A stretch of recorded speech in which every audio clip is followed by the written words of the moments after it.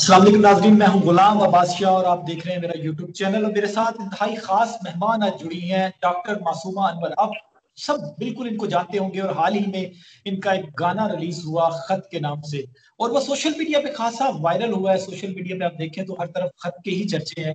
12 घंटे से कम वक्त में इन्होंने 1 मिलियन भी क्रॉस किया और लोग बड़ी पजीराई कर रहे हैं इनकी। इन्हीं से बात करते हैं और इस हवाले से भी बात करते हैं। और क्योंकि डॉक्टर मासूमा डॉक्टर भी हैं और एक कोरोना की दौर में इन्होंने फ्रंट लाइन के तौर पर काम भी किया, तो उस सूरत हाल में गाना लिखना और फिर इतना पॉपुलर होना, ये सारी सवालात इनसे पूछेंगे। डॉक्टर साहब, आप बहुत शुक्रिया पहले तो वक्त देने के लिए।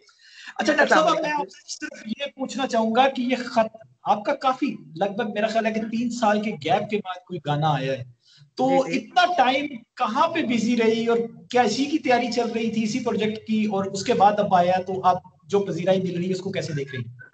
अस्सलाम वालेकुम जी, thank you so much for having me. खत बस के कुछ चीज़ें खुदा बना देता है जी। मेरे ख्याल से मेरी किस्मत में ये गाना था तो मुझे मिल गया और खुदा ने इसको इतनी इज़्ज़त दी अल्हम्दुलिल्लाह। बीच में गैप इसलिए आ गया क्योंकि आपको पता है कि डॉक्टरों की ज़िंदगी ज़रा थोड़ी मसरूफ़ होती है। बीच में कोविड आ गया, हम उसके साथ बहुत बिज़ी थे। तो ज़ाहिर-सी बात है उस टाइम के अंदर सिर्फ़ दिमाग में यही चल रहा था कि लोगों की जानें कैसे बचाएँ और इंसानियत की खिदमत कैसे करें। और आप सोच सकते हैं कि मेरी पूरी फैमिली को भी हुआ। हम 12 लोग थे जिनको कोरोना हुआ, वी वर ऑल पॉज़िटिव। तो अल्लाह का लाख लाख शुक्र है कि उस मरहले से भी अल्लाह ने निकाल दिया। और साथ साथ मुझे लास्ट ईयर नवंबर में फ़खर साहब हैं, फ़खर भाई हैं मेरे, उन्होंने कॉम्पोजिशन भेजी थी इसकी खत ट्रैक की। और इतनी खूबसूरत मुझे वॉइस नोट जब उन्होंने पहला ही भेजा तो मुझे लगी कि मैंने कहा कि बस आप जो मर्जी कर लें, ये गाना मैंने ही गाना। लिखी भी तैयब अमीन साहब ने है, बैक स्टेज रिकॉर्ड्स की थी, प्रोडक्शन बेसिकली और आइकॉनिक सॉल्यूशंस की। तो उन्होंने जब मिलके एक पूरे का पूरा एक ऑरा क्रिएट किया और मैंने जो गाना भेजा तो मैं बिल्कुल आप कह सकते हैं शॉक थी कि अल्लाह मियाँ ने मेरे हाथों ही आप कह सकते हैं कि मेरे हिस्से में बहुत ही अच्छा काम आया अल्हम्दुलिल्लाह। और कॉम्पोजिशंस भी अल्लाह ने हमेशा ऐसी ही अच्छी भेजी हैं कि लोगों ने बहुत ज़्यादा पसंद किया। तो उसके बाद फिर जब मैंने उनको ओके कर दिया तो बस मेरी रिकॉर्डिंग हो गई। और मुझे पता भी नहीं था कि इसमें शफ़क़त चीमा साहब होंगे, क्या इसका ट्रैक, क्या इसका वीडियो बनेगा, क्या थीम होगा। तो आप कह लें मेरे लिए भी एक सरप्राइज़ ही था। जब उन्होंने सिर्फ़ मुझे ये बताया कि शफ़क़त चीमा साहब वीडियो में हैं, तो मेरे ज़हन में सिर्फ़ ये आ रहा था कि वो पंजाबी फ़िल्मों के विलेन हैं और उनके हाथ में गंडासे हैं और ये सिलसिला है। तो मैंने कहा पता नहीं क्या वीडियो का होगा और क्या वो बोलेंगे और क्या करेंगे। लेकिन when I saw the video तो मैं क्या मेरे फ़ादर भी रो रहे थे और मेरे ख़्याल से कोई ऐसी आँख नहीं थी जो अश्कबार नहीं थी। सब रो रहे थे। तो अल्लाह का बहुत शुक्र है जी, मैं बहुत मुतमईन हूँ अल्हम्दुलिल्लाह। अच्छा डॉक्टर साहब, आपने जो बात की कि आपकी पूरी फैमिली ने कोरोना में सफर किया है, आप खुद हॉस्पिटल में आपने बड़ी लंबी लंबी ड्यूटी दी है और हम अक्सर देखते रहते थे आपके सोशल मीडिया के थ्रू कि आप किस तरीके से आप लोग काम कर रहे थे। उस पे तो पूरी कौम डॉक्टर्स को, ना सिर्फ आपको बल्कि डॉक्टर्स को अप्रिशिएट करती है। मुझे ये बताइएगा कि ये बड़ा मुश्किल टाइम था, इस मुश्किल टाइम में आप एक क्योंकि सिंगर भी हैं, आप लोग को लोग जानते भी हैं, हॉस्पिटल में जो कोविड के पेशेंट्स आते थे आप उनको भी डील करती थी, आप बच्चों को खासकर डील करती हैं, तो इस गुलकारी को कभी आपने अपने प्रोफेशन में भी इससे मदद ली है कोई? देखिए पहले तो ज़िंदगी इसलिए आसान थी कि पहले मास्क नहीं थे, तो लोग बहुत ईज़िली पहचान जाते थे। जब से कोविड आया तो आपको पता है कि मास्क पहने हुए होते हैं। हाँ, बहुत से ऐसे लोग होते हैं जिन्होंने आवाज़ सुनी होती है, तो आवाज़ सुन के पूछने ज़रूर आ जाते हैं कि आपको कहीं सुना है, आपकी आवाज़ क्या आप वही तो नहीं है? तो उनको फिर बताना पड़ता है कि जी मैं वही हूँ। जब मेरी ट्रेनिंग थी और जब अच्छे दिन थे, जब मास्क नहीं थे, तो बहुत से लोग पहचानते थे और बहुत से लोगों को सुनाना भी पड़ता था। ज़ाहिर है मरीज़ हैं, आपने उनको ठीक भी करना है, उनकी ख्वाहिशें भी पूरी करनी है बिकॉज़ मेरे मरीज़ तो बच्चे हैं जी। तो बच्चे तो होते ही खुदा की नेमत और प्यारे हैं।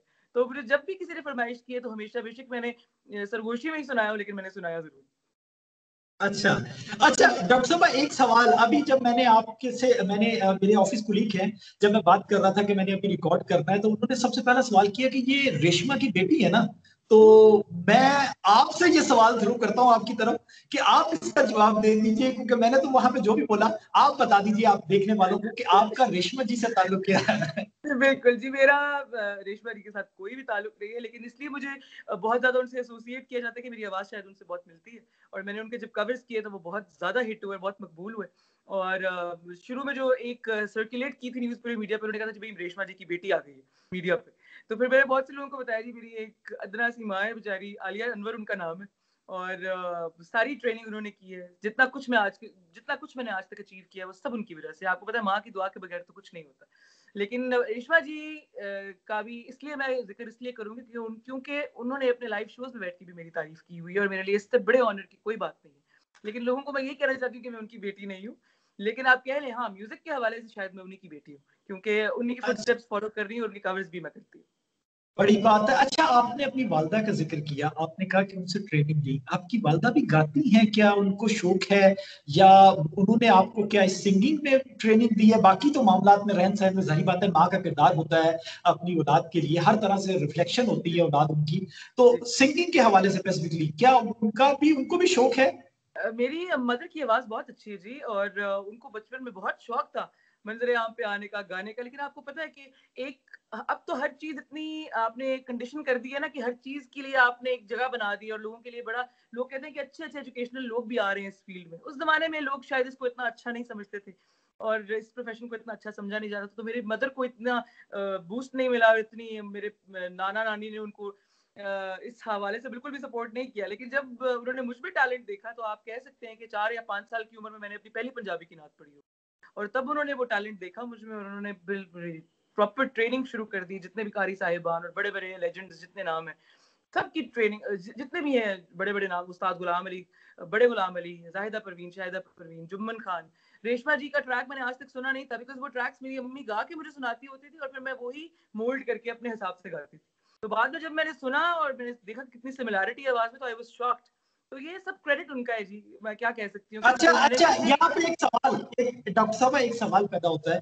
आपने कहा हाँ वाकई पहले लोगों की सोच जरा और तरह थी, अब चेंज हो गई है, लेकिन क्या हम मुस्तकबिल में देख सकते हैं कि डॉक्टर मासूमा अपनी वालदा के साथ कोई सॉन्ग करेंगी?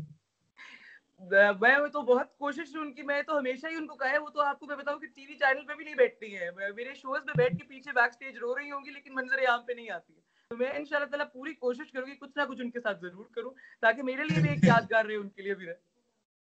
अच्छा डॉक्टर साहब, ये बताइएगा कि आपने इंडियन मूवी का कॉकटेल का भी गाना किया था, और भारत में भी अब जो आपका गाना रिलीज हुआ है, क्योंकि मैं अक्सर इंडियन चैनल्स पे डेली बैठता रहता हूँ तकरीबन, तो वहां पे भी इसके चर्चे थे। मुझे बताइए कि कॉकटेल के बाद बॉलीवुड का सफर आपने क्यों रोक दिया, खत्म कर दिया, या आगे कभी अच्छा कोई मौका मिला तो जरूर करेंगी? बेसिकली एक आप कह सकते हैं कि मैंने इसलिए ट्राई किया था बिकॉज़ उस टाइम पे बड़ा एक वो आप कहते हैं ना कि एक चीज़ चली हुई थी कि अभी बॉलीवुड ज़रूर करना है, कि बॉलीवुड का गाना है जी भई, पता नहीं क्या है, किस तरीके से करना है, तो पता नहीं बहुत हाइप क्रिएट की हुई थी लोगों ने। तो मुझे जब उन्होंने सैफ अली खान होम प्रोडक्शन से फ़ोन आया तो मैंने अपनी मदर को कहा, मैंने कहा चलें देख लेते हैं, बिकॉज़ काम आपने जिस तरीके से भी सलीके से करना है, कोई किस्म के लोग हों, बेशक हमसाये मुल्क से हों, अपने मुल्क से हों, आपको पता है किस तरीके से काम करना है, आप अपने मुताबिक करते हैं। जब उन्होंने मुझे सुना, और I think I still remember कि जब मैं दुबई रिकॉर्डिंग के लिए गई थी, उन्होंने मुझे ऑलमोस्ट 2.5-3 घंटे लाइव सुना था। तो 2.5-3 घंटे लाइव सुन के उन्होंने फिर ये ट्रैक सेलेक्ट किया था। ये ऑलरेडी गाना मैं अपनी एल्बम में रिलीज़ कर चुकी थी, बुल्ले शाह कलाम था, जे मैं तेनू बाहर ढूँढा। उन्होंने उसी की सारी की सारी इमेज रख के ना, उन्होंने सारे के सारे लिरिक्स चेंज कर दिए, बिकॉज़ आरिफाना कलाम था, मैं वैसा रिलीज़ करवा नहीं सकती थी। रिस्ट्रिक्शंस थी as being a Muslim and Pakistani. तो उन्होंने वो कंप्लीटली, इरशाद कामिल साहब ने लिरिक्स लिरिक्स चेंज किए, प्रीतम ने म्यूजिक दिया, और दैट गाना वाज अ सुपर हिट। और मुझे इतनी पजीराई मिली, आप सोच भी नहीं सकते। लेकिन द थिंग वाज कि मुझे वहां जाने नहीं दिया गया। जो हमारा एक कॉन्फ्लिक्ट चल रहा है इंडिया पाकिस्तान का ना, जब हमारा जैम सेशंस थे या हमारी म्यूजिकल प्रमोशंस थी या जो भी था, तो उसके लिए, क्योंकि आधे से ज्यादा एल्बम उस फिल्म का जो कॉकटेल का था वो पाकिस्तानियों ने किया था, तो किसी भी सिंगर या आर्टिस्ट को देखिए, म्यूजिक हैज नो बाउंड्रीज। आप म्यूजिक को पोलिटिसाइज मत करें बिल्कुल। बिल्कुल भी। म्यूजिक का पॉलिटिक्स से कोई ताल्लुक नहीं है। तो आप जब मुझे जाने नहीं दिया गया तो आई वाज लिटिल डिसहार्टेंड इस लिहाज से कि मेरी इतनी ऑडियंस है इंडिया में, इतने लोग हैं जो मुझे सुनना चाहते हैं और इतने लोग हैं जिनके मुझे मैसेजेस आते हैं, तो लेकिन हम जा नहीं पाते हैं, हम कर नहीं पाते हैं। जितना कुछ, जितनी रसाई है वो सोशल मीडिया की है। तो मुझे बाद में बहुत सी प्रोडक्शन हाउसेस से फोन आते रहे, लेकिन मेरी फिर ट्रेनिंग थी, मैं सीधी सी बात कहूँ, और मेरे फादर डॉक्टर हैं, तो मैं चाहती थी कि मैं अपने इस पेशे को भी परसू करूँ। तो फिर आप कह सकते हैं कि कोई इतना मयारी गाना आया नहीं फिर दोबारा कि मैं दोबारा उसको करती। जो काम किया मैंने, आपको मैंने प्रॉपर 1-1.5 साल के गैप से, 1-1.5 साल के गैप से ही किया कि मुझे कोई प्रॉपर गाना, कोई चीज क्लिक करे तो मैं वो करूँ। अच्छा, बिल्कुल आपने ठीक कहा कि सरहद किसी फनकार की कोई सरहद नहीं होती, और उनको प्यार करने वाले हर जगह पे मौजूद होते हैं। मुझे ये बताइए कि आप सबसे ज्यादा पसंद किसको करती हैं इस पूरे एरिया की, हमारे रीजन की अगर बात करें, भारत पाकिस्तान बड़ी म्यूजिक इंडस्ट्री है, आप कौन सी ऐसी सिंगर है जिसको आपका ख्वाहिश है कि आप इस जैसी बने, या अगर वो जिंदा है तो आपकी ये ख्वाहिश है कि आप उनके सामने बैठ के उनसे सुने या खुद गाएं थोड़ा सा? तो मेरा तो सीधी सी बात है, सबसे बड़ी ख्वाहिश ये थी कि उस्ताद नुसरत फतेह अली खान साहब को मैं लाइव सुनती और उनसे मैं सर पे हाथ करवाती, क्योंकि मैं तो कहते हैं कि उनके म्यूजिक के लिए हर कोई जीता है, और मुझे बहुत पसंद है कि आप कह सकते हैं कि उनके म्यूजिक के लिए तो जान भी हाजिर है, कि जितनी छोटे टाइम में वो हमें इतना म्यूजिक दे गए हैं, तो मुझे तो वो बेहद पसंद है। और उसके अलावा जितने भी लेजेंड्स हैं वो सारे ही जा चुके हैं, तो मेरी तो यही ख्वाहिश थी कि वो होते हयात होते तो मुझे सर पे हाथ फेरते कि शायद मैं कुछ 0.1% भी उन जैसा गा सकूं। तो मेरे लिए तो वो सारे ही जो है ना बाइस इज्जत है, और मैं मेरे लिए फख्र की बात है कि मैं उनको गाती हूँ अल्हम्दुलिल्लाह। लेकिन लेकिन डॉक्टर साहब, मुझे उम्मीद है कि वो वहां पे बैठे आपको सुन के खुशी हो रहे होंगे, इस आपकी गायकी से नाराज बिल्कुल नहीं होंगे। लेकिन आखिरी सवाल मैं आपसे पूछना चाहूंगा डॉक्टर साहब कि आपने ये खत तो आपका आ गया, इससे पहले कौन से ऐसे एल्बम्स किए हैं, और उसके साथ साथ कौन सा ऐसा आपका अपना लिखा हुआ गाना या आपने जो गाया कि जो आपको सबसे ज्यादा अजीज है या पसंद? मैं लिखती नहीं हूँ बिल्कुल भी जी, लिखने का शऊर ही नहीं है। शुक्र है खुदा ने गाने के जो वोकल कॉर्ड्स दे दिए, मैं थोड़ा बहुत मैं गा लेती हूँ। लेकिन ये है कि मेरा अपना मकाम पैदा करके नाम से नेशनल सूफी काउंसिल के लिए एक सीडी थी जिसमें मैंने कलाम इकबाल परफॉर्म किया था। फिर मेरी नात की सीडी थी निगाहे करम के नाम से। फिर मेरी ढोला एल्बम थी, डेब्यू मेरी एल्बम थी जो फायर रिकॉर्ड्स ने रिलीज की थी। और उसके बाद फिर मेरी विरसा हेरिटेज का प्रोग्राम जो स्टेट चैनल पे चला था पीटीवी होम पे, वो मेरी एल्बम थी कमली के नाम से। उसके बाद फिर मैंने कोक स्टूडियो में सीजन 9 में झलिया किया, और मालिक मूवी में मैंने नैना रोए किया, और अभी बस मेरा ये गाना फिर आप कह लें खत आ गया। बहुत शुक्रिया डॉक्टर साहब वक्त देने के लिए, और हमारी दुआ है कि आप ऐसे ही अल्लाह ताला आपको इज्जत दे और तरक्की दे, और आप इसी तरीके से हमारे जो सुनने वाले लोग हैं, म्यूजिक इंडस्ट्री को से मोहब्बत करने वाले लोग हैं, उनके कानों में रस घोलती रहें। बहुत शुक्रिया, इजाजत दीजिए थैंक यू सो नाजरीन, मच। अगली वीडियो में दोबारा आ सकूंगा। अल्लाह निगहबान।